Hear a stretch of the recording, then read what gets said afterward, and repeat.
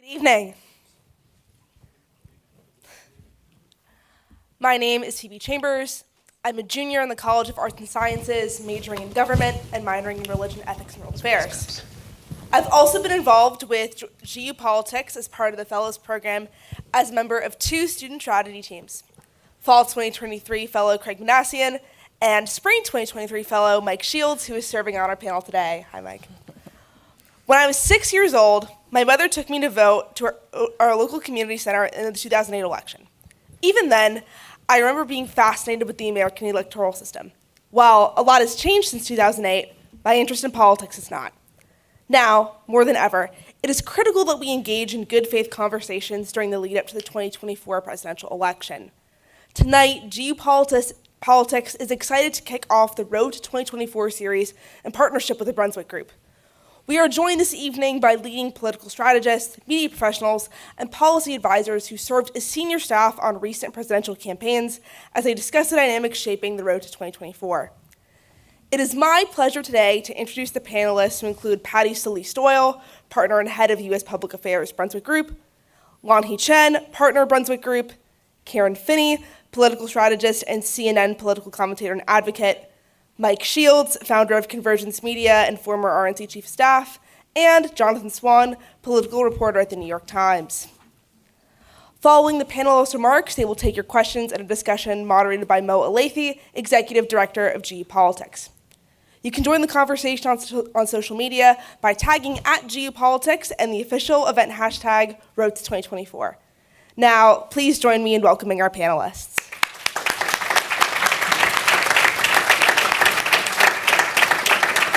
Phoebe, thank you so much for the introduction, and thank you all for being here. Welcome to Georgetown. I'm Mo. I'm going to sort of try to facilitate this conversation, though with this panel, I don't think I'm going to need to do a lot. And we have quite the panel tonight. First of all, let me just say how excited we are to kick off the latest partnership between our institute and the Brunswick Group. We've had a couple of very successful partnerships over the past few years. We're excited. This is the first in what's going to be a year-long series of conversations that we're taking around the country. We'll be doing future events in New York at each national party convention, in Milwaukee and in Chicago next summer. We'll be doing another one here in DC at the end of the election cycle, and we may sprinkle in a few more along the way. So we're very excited to kick off this conversation. We are now, tonight, 52 weeks away from the conclusion of voting. I can't say from Election Day, because with early voting, Election Day starts much, much sooner. But 52 weeks from tonight, we will conclude voting in the 2024 election. Doesn't mean we're going to conclude counting, doesn't mean we're going to conclude the arguing, but we will conclude voting. So what we wanted to do tonight, 1 year out, is have a conversation setting the stage, trying to understand where we are as we head into this final year of the 2024 presidential campaign. And I can't think of a better panel to help us make sense of this, or to further confuse it. It could go either way. And what I want to do to kick this off, while all of us here have spent a lot of time on cable news sets, I don't want to have a typical cable news conversation. In part, we're going to last longer than 7 minutes. Yeah. Right? We're going to have a longer conversation.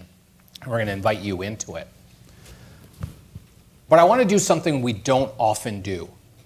I want to start not by talking about the candidates. I want to start by talking about the voters.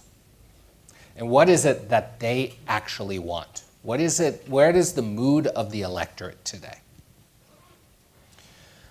And I want to start by asking Jonathan, as our nonpartisan up here on the panel. New York Times had a really fascinating poll that came out over the weekend that looked at voters in 6 battleground states. I'm old enough to remember when there were like 17 battleground states, right? I'm that old too. But 6 battleground states that are likely going to decide this election. And it showed some surprising results. Jonathan, you want to walk us through a little bit what we're seeing out there? Yeah, I don't know that they were so surprising if you've been so just even just getting away from like the top lines. Everyone's read 5 out of the 6 states Trump's leading.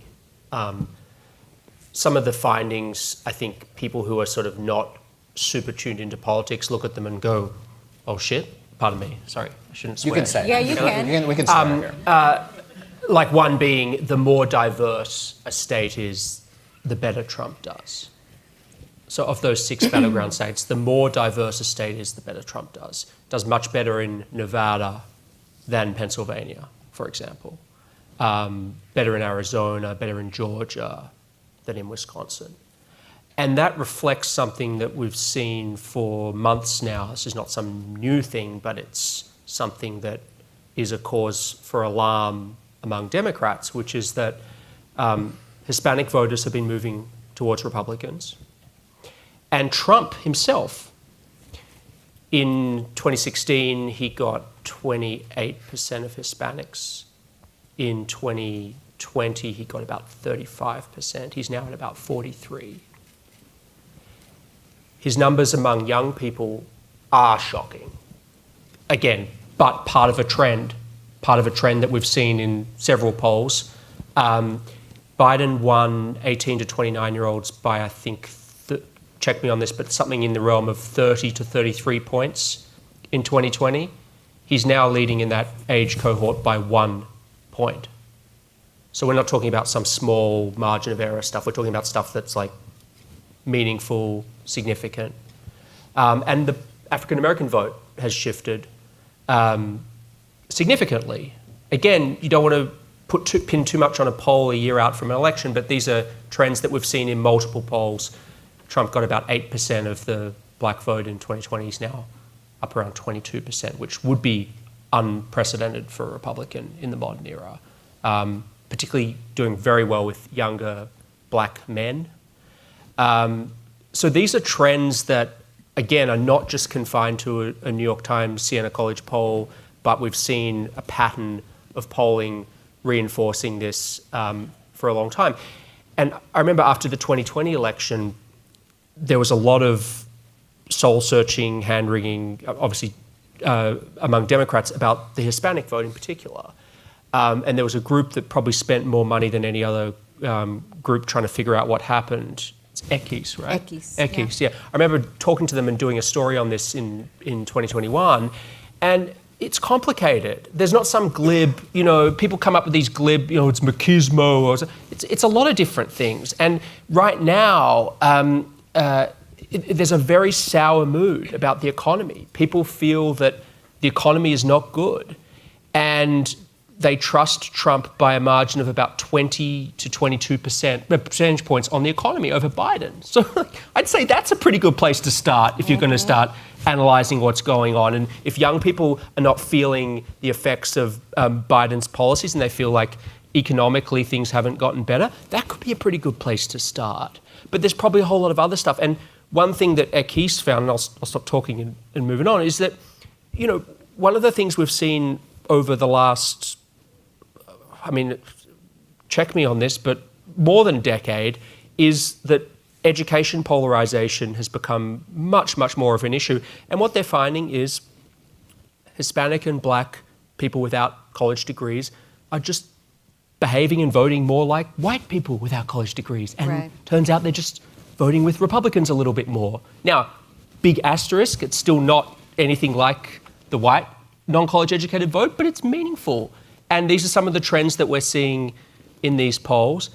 And the last thing I'll say on this, which I think we did a story today on the front of the Times, which is important, is that when you ask voters if Donald Trump is convicted and sentenced next year, would you flip your vote? About 6% of voters across those 6 states say they would, and that would be enough potentially to change the result of the election. Right, it goes from Trump leading Biden in the aggregate to Biden leading Trump in the aggregate. By double digits in most of those states. And that's not some far-fetched scenario. Donald Trump's going to have a trial in Washington, D.C. He may not have a Florida trial before the election. I think there's a decent chance who knows what happens, but that's going to get pushed, I think, a little bit out. But it seems pretty clear the D.C. J6-related trial is going to happen. DC jury, bad set of facts, judge that has made clear she's going to treat him like any other criminal defendant. It's not some crazy, ooh, if Trump gets convicted, like it's not some unicorn scenario. It's something that's staring us right in the face, and I don't think people have kind of wrapped their heads around that. So that was a pretty big asterisk next to the poll. All right, so Jonathan's just set the table for us. Let me ask some of our partisans what they make of it. Patty, you've been around a lot of campaigns. Full disclosure, Patty was my boss on Hillary Clinton's 2008 campaign. So be good. You were my boss, you're not anymore. You've been around a lot of presidential campaigns and around politics for a long time. Explain what Jonathan just laid out for us. Explain why you think Democrats are struggling, at least seemingly, with this coalition. Relatively so. So, first of all, I don't like being the first one of the partisans. And yes, I'm a big D, and this poll freaked me out on Sunday. And it's, I felt a little better on Monday, but on Sunday it freaked me out. And it's frustrating because, and you're going to expect me to say this, but Biden has done a pretty good job. I mean, he's done I would even say a very good job, whether it's the major pieces of legislation that he got passed under his administration, which, will have generational impact, whether it's the IRA or the CHIPS Act or the infrastructure bill. He got us out of the post-pandemic economic horribleness. Jonathan said that these critical voters are not feeling that the economy is, good. They think it's bad. It's in pretty decent shape. I mean, if you actually look at it. The better than expected midterm elections in 2022, like nobody saw that coming. And, whether that you can credit that to Joe Biden himself or the, abortion issue but he's done a pretty decent job.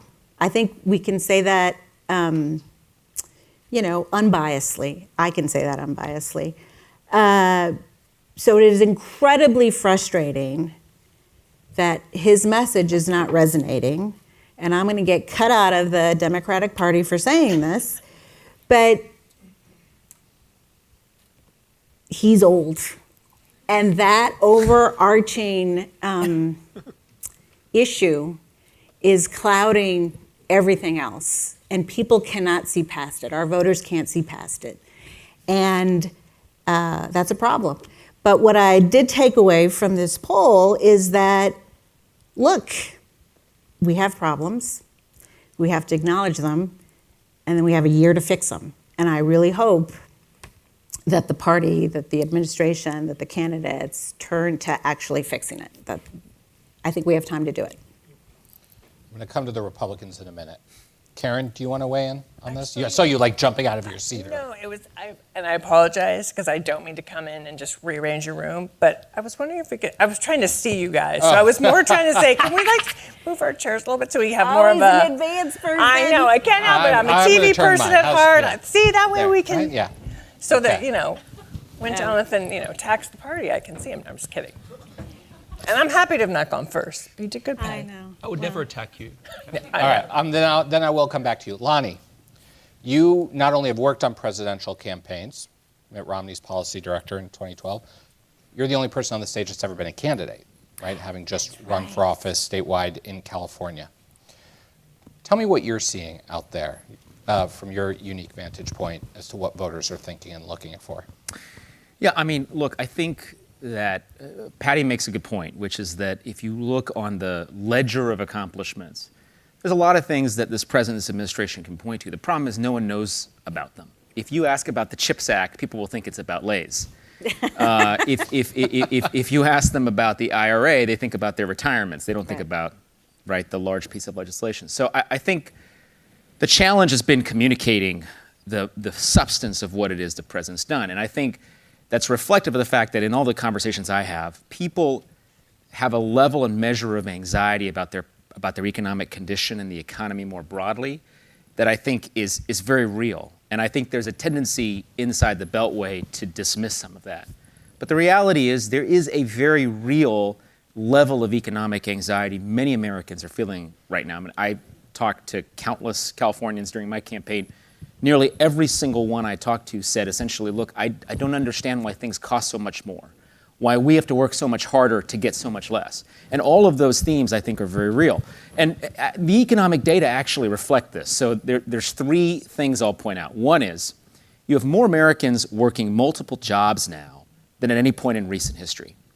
That tells me that people are working harder and they're having to cobble things together. And this notion that we should be happy that you have an economy where people are free to do whatever they want, I think that's kind of horseshit, because at the end of the day, the reality is people are having to work multiple jobs because they can't make it work unless they work multiple jobs. That tells us a little bit about the state of the economy. Number two is we're creating a bunch of jobs that are disconnected from the macroeconomy. If you look at all the job growth we've seen recently, it's been in three sectors, the biggest being government, the second being healthcare, and the third being education, all three of which are largely unconnected from macroeconomic factors. The last thing I'll just say is you got a lot of people now who the unemployment rate looks great. And it looks great because people have stopped looking for work. The broader measures of unemployment all reflect a certain percentage of people who have just decided, you know what, I can't do it in this economy. So these concerns people have, I just want to validate the idea that it's not just that people have anxiety and it's irrational anxiety. I think there's a very real reason why they feel anxious. And I think the economy, while if you look at it at top line, seems like it's doing okay, I think there is a reflection of something deeper going on right now that is causing a tremendous amount of dissatisfaction, particularly in red states. Mike, your party is in the middle of the primary season. You have an incredibly accomplished field of candidates, right? Successful governors, a successful senator, a former vice president of the United States, former UN ambassador, and a former president. Donald Trump, I don't think this is a partisan statement, is a very polarizing figure in our politics today. And yet he has an incredibly commanding lead within the Republican Party electorate. So can you explain to us a little bit about your average Republican voter and what they're thinking and looking for as we go through this process, which actually, despite how accomplished the field is, actually doesn't feel like much of a process, right? It feels more like a coronation. Who's your average Republican today? Well, look, I mean, just to pivot off of what some of the others have said about the resorting of the American electorate, this goes back quite a few years. It's affecting not just America, it's affecting the world. That the economy's changed since the wall came down. It took a while.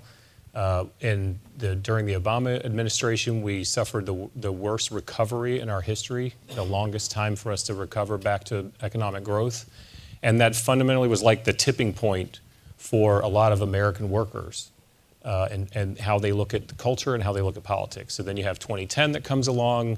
There's a Tea Party that gets created. The Republican Party starts to ingest members that are very different from original Republicans, the Reagan three-legged stool Republicans.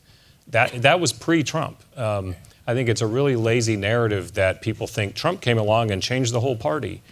This was already happening. And so he put his sail up in that wind and let it guide his ship into office. And so that is still going on. It is still resorting. And presidential nominating processes are a reflection of that for both parties. When they have them, it really is a way for us to, every 4 years, take a look at where the coalitions in the party are and how they're sorting themselves. And clearly the most dominant force inside of the Republican Party at this point are those working class populist type voters that previously many of whom had voted for the Democratic Party. And the numbers that Jonathan was talking about when it comes to minorities is a continuation of the trend. It's going to continue heading that way. And so there are voters in both parties that feel alienated from their party. And there are voters in both parties that are starting to get confused about, well, maybe what party should I be in? We're in an era right now where the conventional wisdom or the bedrock of American discourse on issues as fundamental as pro-life are now confusing. And polling are showing that people that would call themselves pro-life and pro-choice for 40 years are now going, oh, maybe I'm not. Maybe I'm actually pro-choice now or I'm pro-life. And so that great resorting is what's behind all of this. And so then you get to Trump running in the primary. I went to the post-election, maybe some of you were there, the Harvard post-election confab they have after the 2016 election, where everyone is there who won and lost, all of the campaign managers. And it was such a shocking result that even the Republicans who'd run in the primary at that time were going, I still don't actually know what happened. We built our candidate up for 4 years. We prepared for a presidential campaign. We went to every Christian group in Iowa. We went to every group in South Carolina we were supposed to. We followed the book that you use. And then the book suddenly just got turned on its head. And CNN was showing like an empty podium with a Trump sign on it while our candidate couldn't get on TV. And all of a sudden everything was different. And they were still trying to figure it out. And it's just one more step in the reshaping of the electorate in our party.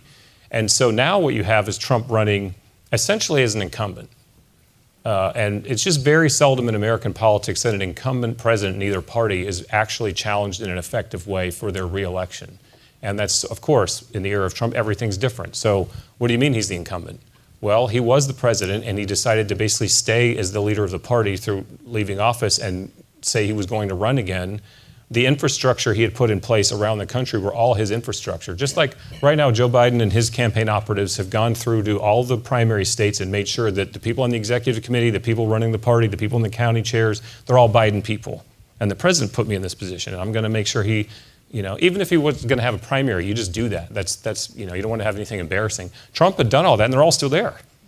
They're all still there. So while we have a great bench, this is essentially Trump running for, in many people's minds in the grassroots, the re-election for him. And he brings to the table a group of voters that won't vote for anybody else. Yeah. There may be 6 to 8 million voters who will say, if Donald Trump's on the ballot, I'm voting for him. If not, Rob and I were talking about this, I'm not voting for either. Maybe I'll vote for Bernie Sanders. But if it's not Bernie or Trump, I'm not voting for anybody because they're all politicians. And that's just a different paradigm than we've seen in a Republican primary, and none of the other candidates can do anything about that. Karen, Yeah. black voters saved Joe Biden in the 2020 election, in the 2020 primaries, Yes. right? He would not have won the nomination were it not for black voters beginning in South Carolina. In the general election, many people say it was black voters, it was brown voters, it was young voters, and it was women that delivered the election to Joe Biden, particularly in the suburbs, women in the suburbs. When you listen to the numbers that Jonathan laid out about many elements of that coalition starting to defect, what's going, if those are supposed to be the bedrock of the Democratic coalition, explain to us what's happening within the Democratic Party right now. So the first thing I want to say is I was there in 2016. It was brutal. And I remember Todd Harris made the comment about the 2 podiums and sitting at the table with my Republican friends who were just as angry as I was as a Hillary Clinton person. It was fascinating. Look, turns out black voters aren't monolithic. Who knew? I think we've been trying to tell folks that for a minute or two. Neither are women or young people, or Latinos, or Asian Americans. I mean, and I think just what it is to be an American is a much more complicated question in 2023 than it was in 1992. Not surprisingly, I looked at the crosstabs because I love data, and I did notice in the poll, the voters tended to skew more conservative. So, and I agree with Patty. We got a year to go. We've got to make sure that we do the work we need to do. But I also think part of what's going on is exactly what Lonnie said. I don't think people know, actually. And that's why I think one of the things to understand in politics is, the New York Times poll, it was an important data set, right? People were asked a specific set of questions with specific choices, and they gave specific answers. That's the what. Campaigns are about the why, which is to understand, why did people say that? Why do they feel that way? And it was interesting, my colleague John King from CNN just went to Milwaukee, Wisconsin, and sat and talked with African American voters. And one of the things they said that their frustration was around racial issues, was around racism. And I think that's important to be able to hear, because for them, that is the economy. Because if you feel like racism is holding you back from that promotion, from the ability to get a mortgage, from where you want your child to go to college, that's part of how you experience the economy. So I think part of what we have to understand is that there are nuanced reasons and ways that people are experiencing the economy, experiencing their frustration, and how do we speak to that? And I think Washington oftentimes has a bad habit of trying to tell people what they should feel or think instead of listening to what they're telling us. And so I think part of what Black voters are telling us, it's so interesting. I did some work after the crash, if you will, in 2008, right after Obama was elected. Black voters, blue-collar Black voters, and they said, you know, the last time I had extra money in my pocket was when Bill Clinton was elected. And the fact that in 2008, people were talking about the 90s, that tells you something, right? And so I go back to that and think, okay, so some of these Black voters are feeling like they don't have extra money in their pocket, right? Some of these folks are feeling like, I don't have as much opportunity as I thought I would. Or as you said, it's harder than I thought it should be. The campaign has done a good job, I think, reaching out to Black voters early. I think one of the things that the poll tells us is don't stop, right? Like we've talked for years about don't just show up 2 weeks before the election and assume we're gonna show up. And I think it's very clear they're gonna have to continue to spend a lot of money in Black and brown communities communicating with people. And again, answering that why and trying to, you know, what is the bridge that then moves people from feeling like their vote doesn't matter, feeling like they're not enthused about Joe Biden, to being willing to go out and, for Black voters, stand in line for 6 hours, by the way. Because remember, if you're a Black person in this country, in a lot of places, registering to vote, making sure you're in some states, you then have to make sure you have to double, like in Georgia, you have to then check your registration again. You may then have to wait in line 6 hours in the heat, right? I mean, so for Black folks, vote, you gotta be committed to your candidate to do it. And so I think, you know, bridging that divide is gonna be a lot of the work of the next year. The other thing, though, real quickly, that I wanna say about the poll is I also took away something a little bit different. I thought that partly what the results might be telling us is that people are just disgusted overall. They're just angry with their choices. And we've seen that in recent polls as well, where it kind of feels like, because I feel like, you know, voters are going to say, I'm going to vote for Trump over Biden, but not if he gets convicted, when there's, 91 counts? How many counts already against, right? So that seems that there's a sort of, you know, just resonance in there that says to me, maybe people are just mad. And they're trying to say to both parties, we're just mad. So I actually want to start bringing you into the conversation in a couple of minutes, but I'm going to ask a question of Jonathan and then one question to the rest of you, and just go down the line, and then we'll start bringing in all of your questions. And this gets to sort of where Karen just left off.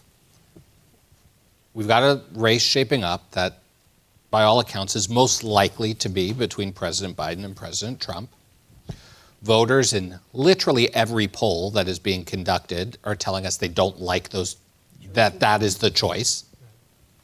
You've got an incumbent president who people say, as some of the panelists have talked about, are concerned about his age. They don't like his handling of the economy or foreign affairs.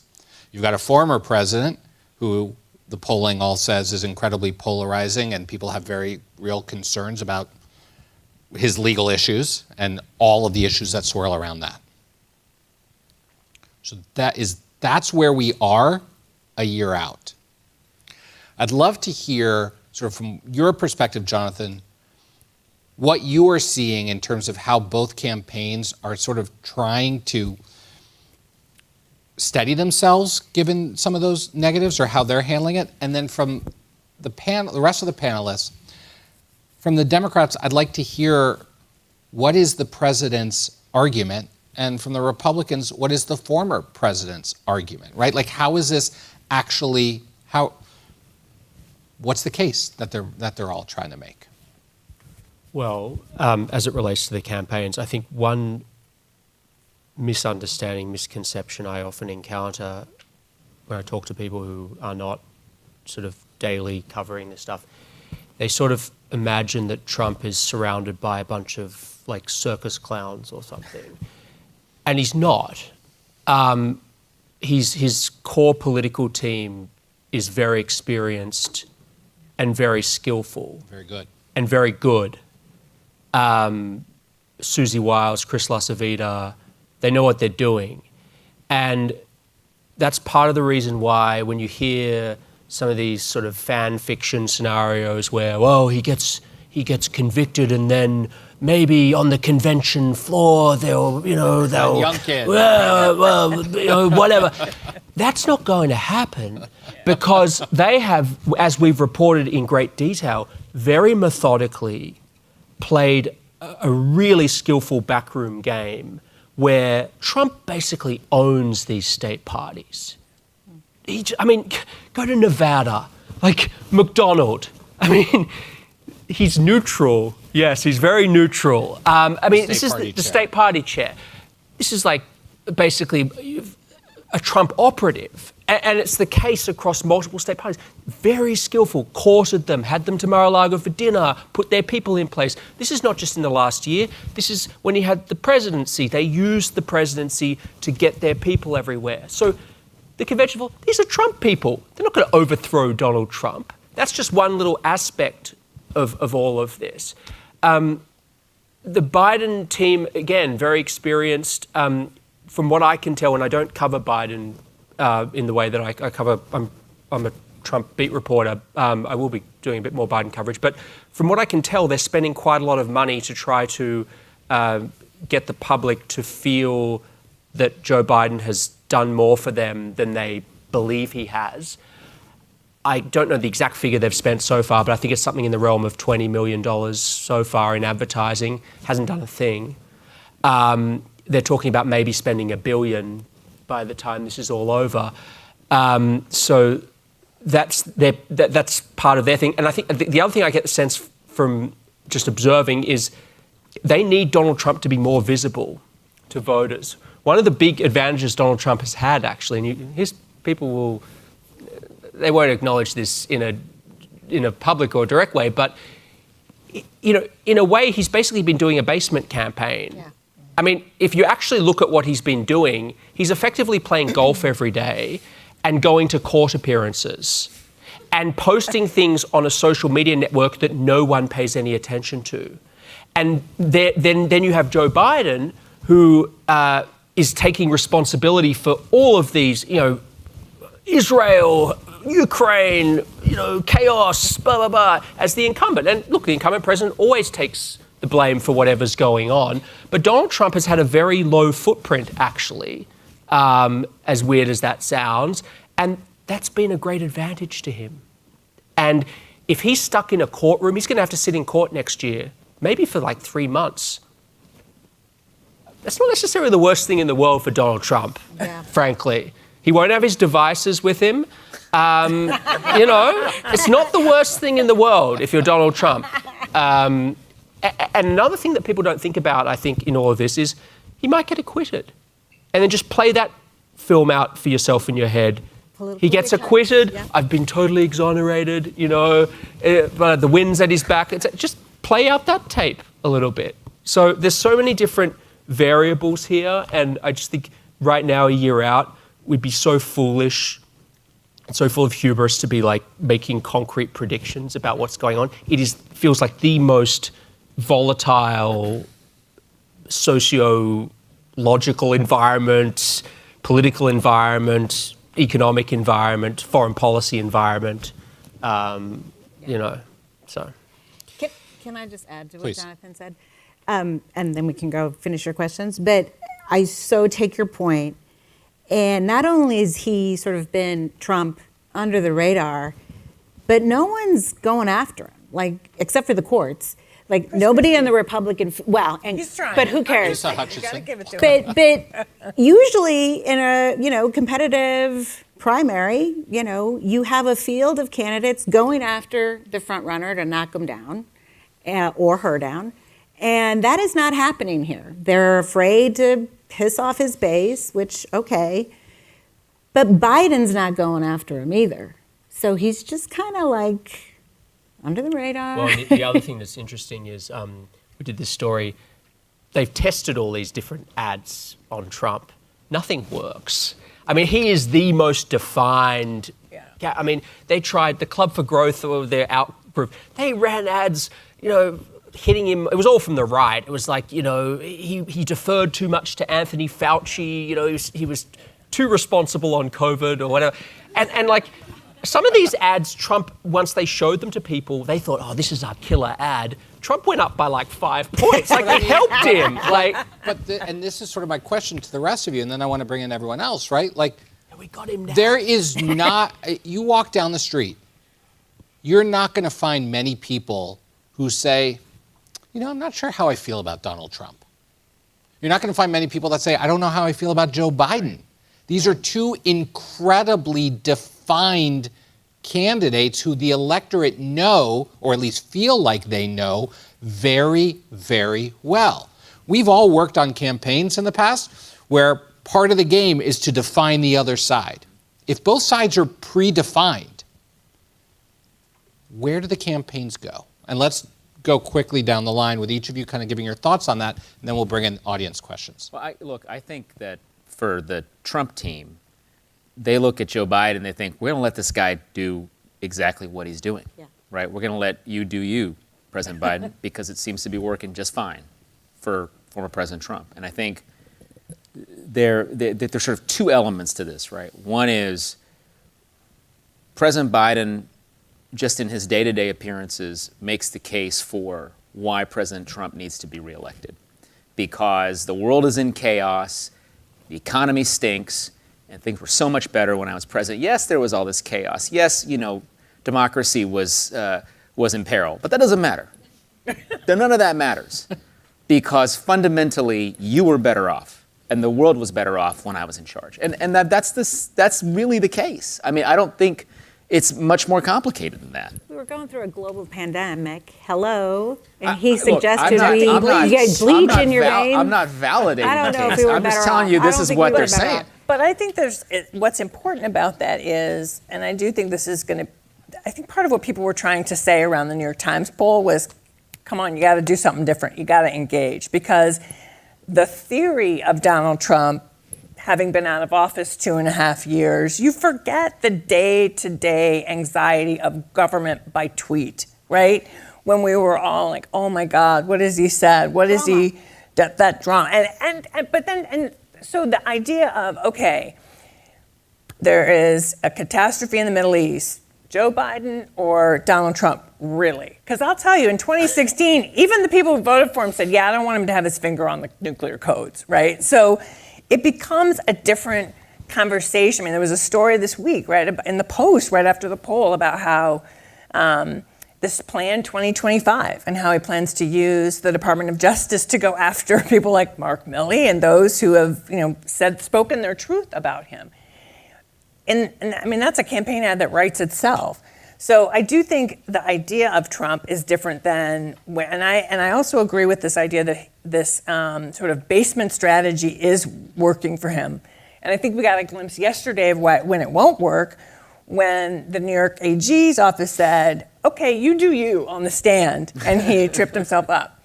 For Democrats, though, for Biden, I think he's got to go back to, it's got to be about the issues. It's got to be about, if you care about climate change, if you care about reproductive rights, if you care, the things that you care about that impact your life, here's what I've done and what I'm going to do. Here's what this guy wants to do. And try to get it away. I mean, Trump is all personality. I honestly think part of what Democrats have to do is make it less about the personality of Joe Biden and what's the vision of the country that you want. Yeah, I really relate to what Jonathan was saying about the being the basement strategy. If you've ever seen a film called Charlie Wilson's War, and if you haven't, go watch it. It's absolutely phenomenal. It's Sorkin is just brilliant. And the Philip Seymour Hoffman character keeps trying to tell the story of the Zen master, which is essentially be careful what you wish for. And oftentimes in politics, when you focus all your anger and fire at somebody, it backfires on you. And so two of the greatest things that are helping Donald Trump probably are being kicked off of Twitter and being tied up in court cases where he doesn't talk about grievances from 2020. Because when you take those things from him, he is a pretty effective candidate to talk to the kinds of voters that he needs to talk to. When he went to East Palestine after the train crash, there was like a wave through the Republican Party of like, that's right. That's the guy who does a really good job with these voters, and they like him. And so he steps on himself sometimes when he's tweeting or when he's talking about 2020. You take that away from him, and he becomes a much more dangerous candidate. But look, the thing with Joe Biden is it's like any, I guess, other product you would buy. It is not as advertised. And what his entire candidacy was about, it wasn't even about those issues. I mean, sure, he ran a campaign on it. His entire candidacy was stop the chaos, I'm going to save democracy. And there wasn't really much else to it. Right? That was what the raison d'etre that you would write at the first paragraph of why is he a president for the United States. And once you take those two things away, and then you add in his age and his foibles and those things, all of a sudden he looks like a terrible candidate. Then you add to that the fact that the economy is, I mean, I know that Bidenomics is trying to label it and tell people it's better than you think it is. The economy, the American people are telling us over and over and over again that they think it's terrible and they don't like it. And in addition to that, Democrats actually voted for something, and he signed into law a signature economic bill that you can tie to him. So you can say, well, he inherited this. It's like, no. There was a Build Back Better vote. People at the Fed, people from the Obama administration said, if you pass this, we are going to have skyrocketing inflation, and it will be very difficult to fix it. And now people are being told, remember when you could get 3% mortgage? It's going to be over 8% probably until your kids are in their 40s.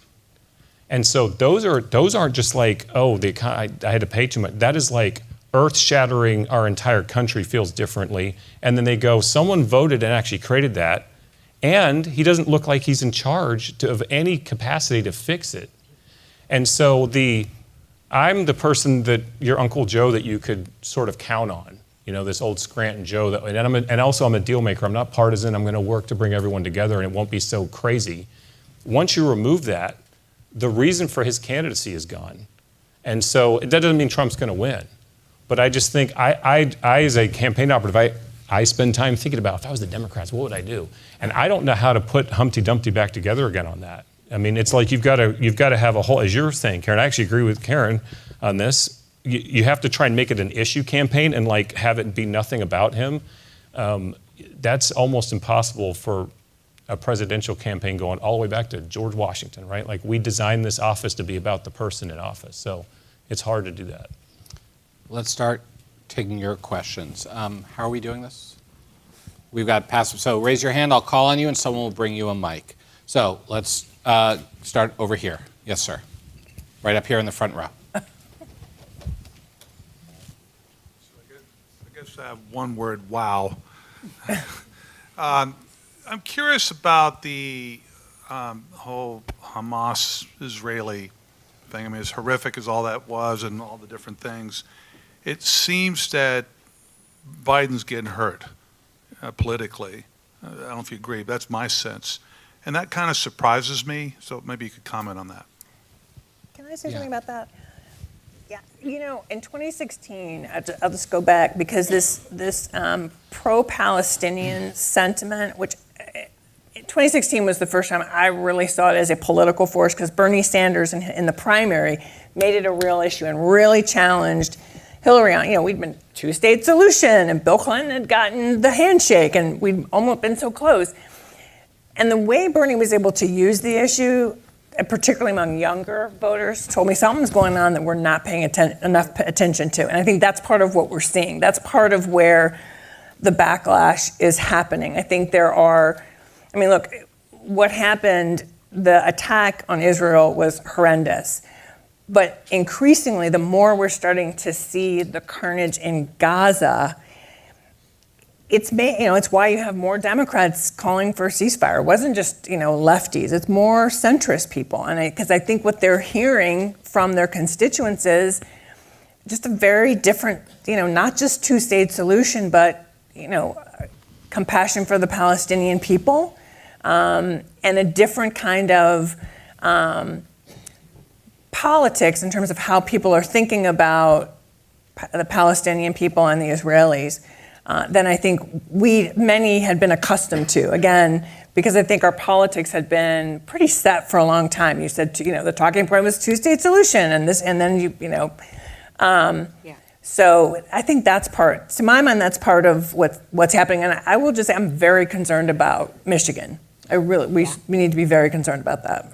I would just say, I agree with everything Karen said. I also, and I'm just going to speak to the politics of it. I'm not going to speak to the, horrendous tragedy that is happening there. But for me, we have a Democratic Party that is clearly very divided on this issue, and that's never good when your party is divided going into a presidential election. And it also speaks to the chaos point, which so many people brought up on the panel. We did vote for Joe Biden because he was going to be the boring president. He was going to, he was going to provide stability, predictability, and we're waking up almost 4 years later, or 3 years later, with wars and there's a lot of chaos. And personally, I prefer a president who knows what he's doing, 40 years or 30 years on the Foreign Policy Committee, and a team of people who know what they're doing and have been in these situations before. But what I think voters are seeing is chaos and death and war, and they're feeling not stable. Well, I think you're agreeing with me, so what Yeah. would be your advice? Because I think it's hurting them, right? So what would you do? Well, You can't control the war. Well, that's a problem. that's the you problem. can't control the Yeah. war. It could get worse. Yeah. Yes. It's going to get worse. Yes. I think it's going to get worse. It could And get beyond, Yes. it could be Iran, it could be. yes, I will share with you that one of the things that I'm shocked about is that Democrats are not talking more about the fact that the Wagner Group is taking weapons to Hezbollah. That tells me that Vladimir Putin is in, and he knows exactly what's going on, and he's trying to arm Hezbollah, and we're seeing those skirmishes across the border. Why we aren't talking about that, and again, both politically and from a policy standpoint, that is why, again, Ukraine matters. That is why somebody who knows what they're doing, who's not so cozy with, there's a lot of arguments you could be making. I don't know why they're not. They didn't ask me. But I think, there's a bigger picture here that they're not talking about. And that being said, I think they're gonna have to figure out a way, if diplomacy is not working in terms of getting Netanyahu to the place where he's willing to do. I think as of today, he said a series of mini humanitarian. If they can move that forward, that might actually help buy him some more goodwill and get the hostages out. I think those are two things. But it's such a hard situation. I have a question for my Democratic colleagues on that. God. What do you think would happen if he said, I'm gonna have I guess you'd call it a sister soldier moment or something, where I'm gonna say to this part of my base, I disagree with you. You're wrong. And I'm gonna show strength. And I'm gonna stop the JCPOA, and I'm going to, pick a side and sort of say, because he was like 90% the way there. He was starting to show us at the very beginning of this. He was starting to show some strength that we've talked about is kind of missing from his game, and then the base is kind of flared up because of that, right? Like part of their anger is because he was being so strong on one side of it. But what if he leaned in on that and said, yeah, that's right. I'm sorry, you guys are wrong. You be my party. I agree with you on a lot of stuff, but you're wrong about this. Wrong on what? Wrong on what the protesters are suggesting. Which is? Which is that there should be a ceasefire. Hillary Clinton said there was a ceasefire. What existed on October 6th was a ceasefire. They broke it. They're wrong. Israel has a right to defend itself. I'm not backing down from that. You're right to your opinion. Iran's paying for all this stuff. I'm actually going to take the steps to scuttle the Iran deal. Yeah.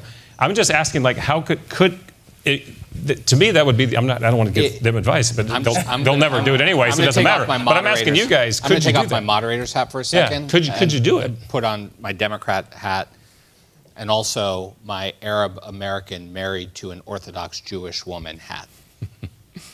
This is really freaking hard. Yeah. Yeah. And when if the president were to say you are wrong, there's some things they're not wrong about. Calling out the atrocities facing both the civilians in Israel who Hamas, the terrorist organization Hamas brutally slaughtered, but also talking about the atrocities facing the Palestinian civilians. And it's amplified by the fact that we're all seeing it on TV, right? Every single night. And so the reason this is not, I don't think there's a single political operative out there that can give a good answer to this question, because there is no good answer to this question. I think the president is actually doing about as well as he can do at saying we are standing by our allies in Israel. We have to keep standing by them. They have a right to self-defense, but they gotta be careful about how they are handling the civilians in Gaza. That's an answer that nobody is going to be happy with. And especially as we keep seeing the stories on CNN every night of both heartbroken Israeli citizens and heartbroken Gaza parents, right? Like the Palestinian parents. There's no one that's going to be happy with that. And Michigan is where it's going to play out. Yeah. Right, to your point. Michigan is going to be one of the few states that decides this election, and it could be on this issue. Yes. Because this is one of those things that is just, the emotions are so deep for everybody who's paying attention to it. And it's thousands of years old. It is not, I mean, slavery was awful. That's a few hundred years, right? A couple hundred.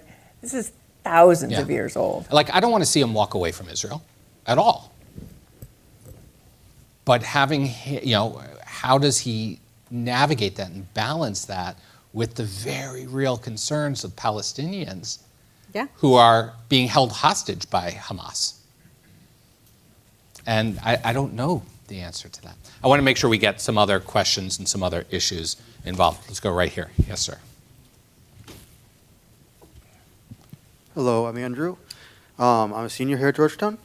My big question is about the Democratic narrative. So the Democrats in 2020, the first election I voted in, was it's for democracy, and that Joe Biden is the stable way out. But 4 years later, I'm not sure the Democratic line actually works out like the same way. So what can the Democrats actually say to convince people that Donald Trump is still a threat, and that Joe Biden is, despite his age and despite everything, really worth it? Or not? Why not just vote a third party? Because I'm so angry. So thank you. Patty, you want to take that? I'm going to quote our president on this one. I'm going to say, I'm messing up. You can do the "Don't compare me to the Almighty." Yeah, that one. Yeah, don't compare me to the Almighty. Compare me to the alternative. The alternative. Thank you, Jonathan. That's right. And that's what it is. And I'm going to go back to my point I think I made earlier is, and maybe he is undefinable. He's already defined. There's no way to shift that narrative on him.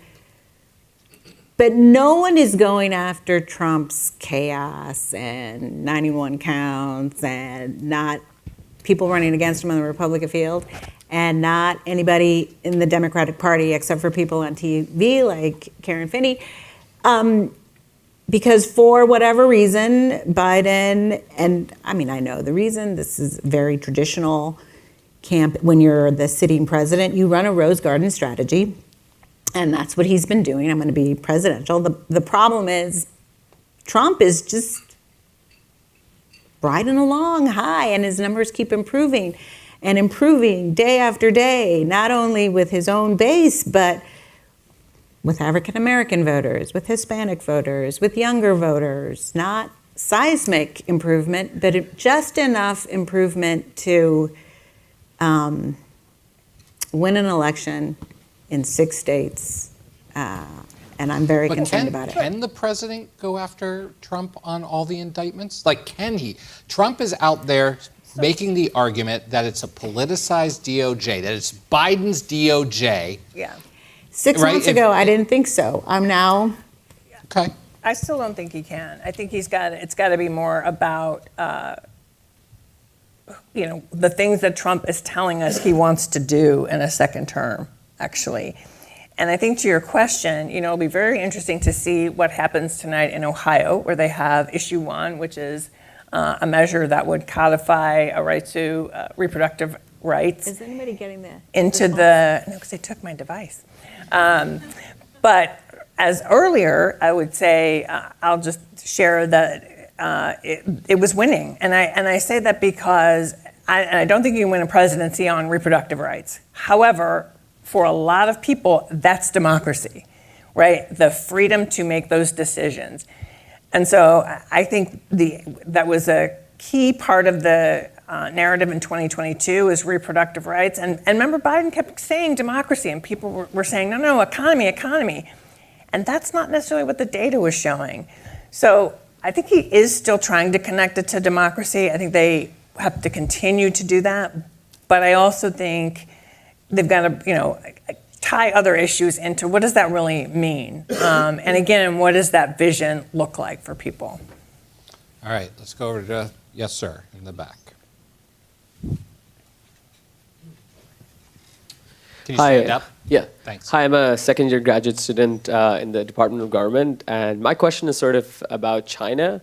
Like, what role do you see China, particularly like the administration's approach to China, playing in sort of the voter base, right? How voters vote, particularly for the candidate? Because we see, particularly Biden recently, the administration warming up to China. We see sort of an opening of the channels, right?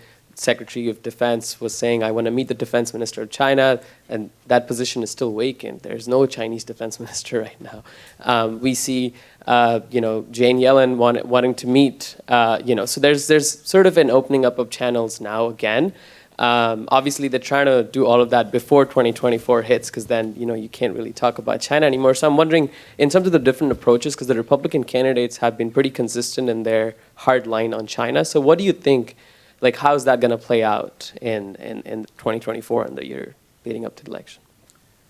Well, look, in my view, I think on the surface, both sides are going to try and make the argument that they're tough on China. I mean, and they make that argument because politically, it's kind of a no-lose argument at this point, right? It has been for some time. I think this cycle it continues to be. I think the challenge for the Biden administration is that they have to govern.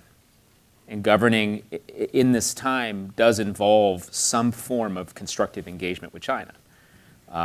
And, in the context of what we have, Janet Yellen is a very well-regarded person, particularly by the Chinese, and she has a level of understanding. She's probably the right interlocutor to be sending into that conversation right now. And so I think that you have to separate the substance from the politics.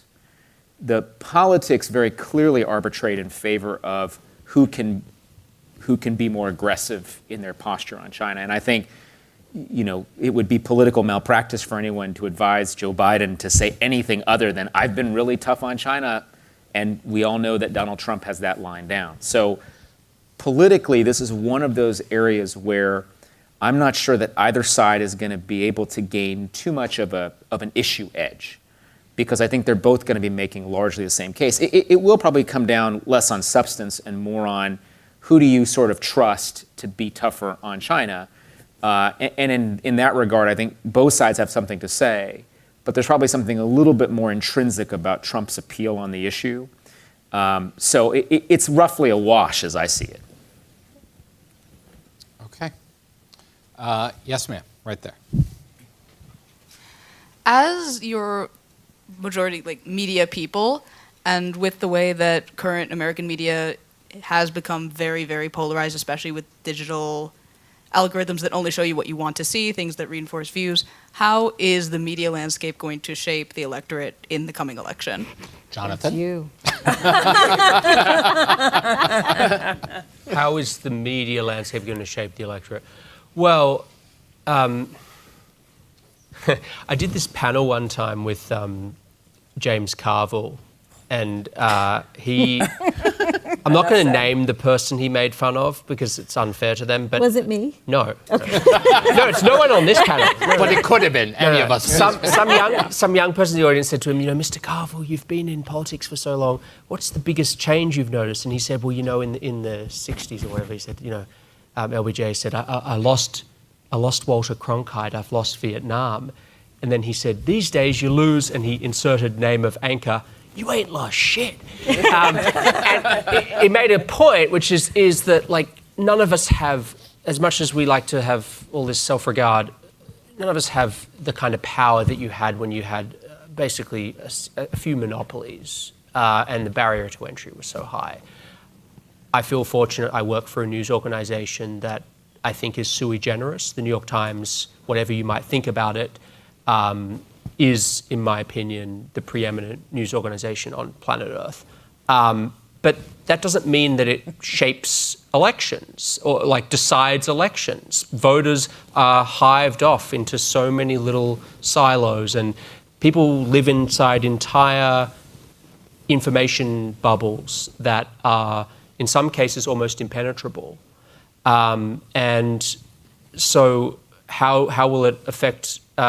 it's such a complicated question. I mean, a lot of young people, we were doing callbacks on this poll, and one of these young guys who, he's about 20 years old, I think from Michigan, who is I think he compared it to the Biden-Trump thing choosing between a dagger and a sword, or something. It was one of this sort of tortured metaphor. But he said he gets all his news from TikTok. Yeah.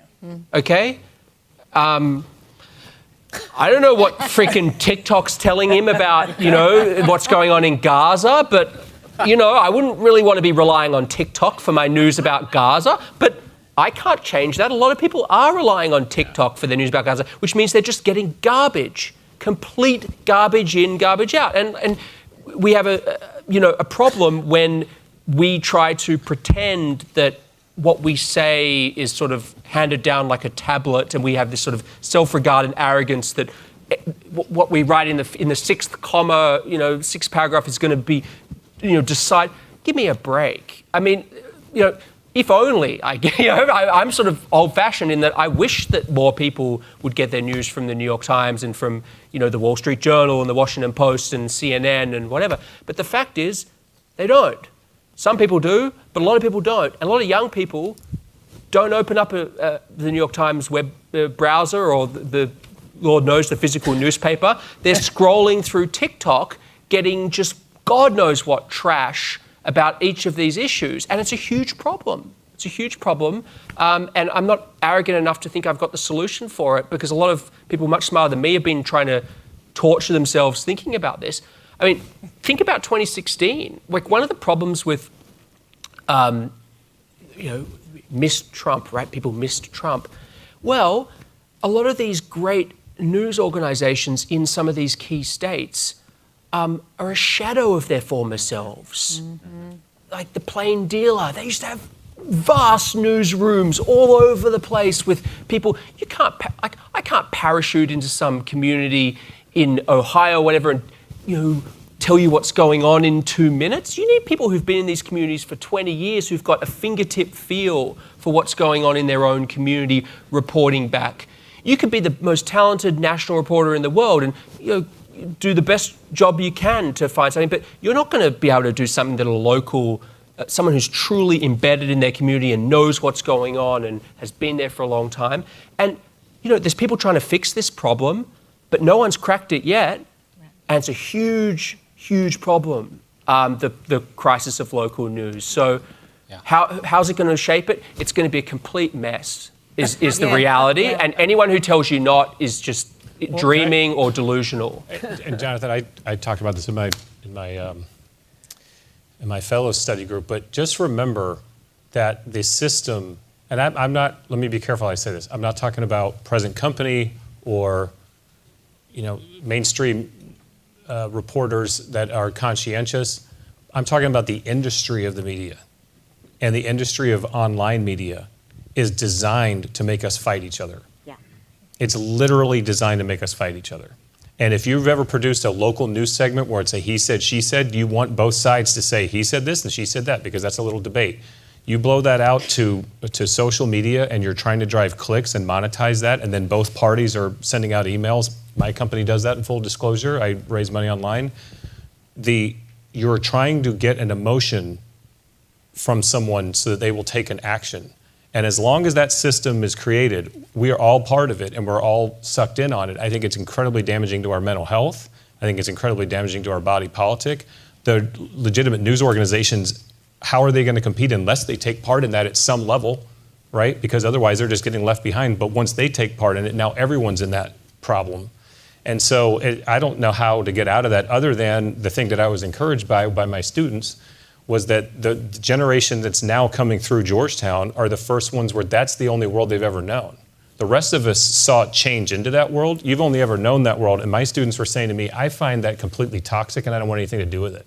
I'll just say, And so- I'm not trying to be some defender of, mainstream media or anything, but, I've worked in newsrooms in 2 countries, startups, established places. I've never felt pressure to write something that's going to inflame or start it's just truly, and I don't think about that. I think about reporting and writing a story. Absolutely. I want to be careful. That's why I try to caveat that. I'm being careful to say this. It's a pretty big carve out. I've worked at Axios, the New York Times, Sydney Morning Herald. Yeah, but Jonathan, I've never experienced that atmosphere but at a news organization. Some big news organizations are owned by larger companies and they have a bottom line to meet. And they're going to take part in the industry of getting people to pay attention to them more than others. If someone's writing in the Kansas City Star and they want to make a name for themselves, they're going to write a national story. So when I have a candidate who's in Kansas City and they want to get coverage of my local race, they're like, I only want to write about this if it's the national angle. Right. Because then people in New York click on it and then my boss likes that. And so I think when you're in a place where you don't have to do that, you may not see that as much because there's some, you don't have to do that. And New York Times is like, I got traffic out the wazoo. And I think that problem is even more pronounced for the reason that Jonathan was talking about, because as local newsrooms get gutted, right, they are pulling national feed, national wire, national strength. That's what I'm most worried about, by a factor of 100. Sorry. You talk about all the problems in the media. I just want to push back a little bit, though, Jonathan, because look at the way the headline around the poll was. It was totally designed to drive clicks and news. Around Sunday morning, it pops. I was on the Sunday shows 30 minutes before. Trump's leading in 5 out of 6 states. Hold on. No. Let me finish. Okay. Oh, big asterisks. But then if you ask them if he's convicted, will they vote for him? That's a big asterisk. And you know that the story and the way it was reported and the way it was discussed on cable would have been very different if it was Trump leading Biden in 6 key states, except when voters are asked if he's convicted. That's a different headline than Trump leads Biden in 6 states. I mean, you're not going to take one crosstab in your first day poll. But that's what give I'm me a saying. break. But Your first poll is going to say what the headline results are. I mean, come on. My story today, which is on the front, was I'm just saying the way you break it down is also part of the way you get clicks. I don't think that's anyway. Whatever. Let me just say, there are a lot of people out there who would say, especially from my Republican friends, that the New York Times is in the tank for Democrats. I think we just showed that is not the case with that exchange right there. I wish we could take more. By the way, I love Karen, so I wish we could take more of your questions, but defensive. I see the staff in the back getting ready to pull out the hook. We're done. So this conversation could keep going. This conversation will keep going over the course of the next year. I want to thank everyone on the panel. I want to thank the Brunswick Group for partnering with us on this. Most importantly, I want to thank all of you for giving us part of your evening. Please stay engaged in this conversation, whether it's here on campus or anywhere, except in the New York Times. Or Please, TikTok. or especially TikTok. Stay off TikTok. We're going to keep having these types of conversations over the course of the next year, and we would love for all of you to stay engaged. We can also keep the conversation going right now, 2 doors down at the Hilltop Tap Room, where we've got an open bar and some food courtesy of the Brunswick Group as we watch the election returns come in. So please join us there if you've got the time, and you can grill Jonathan Swan yourself. Thank you all very much.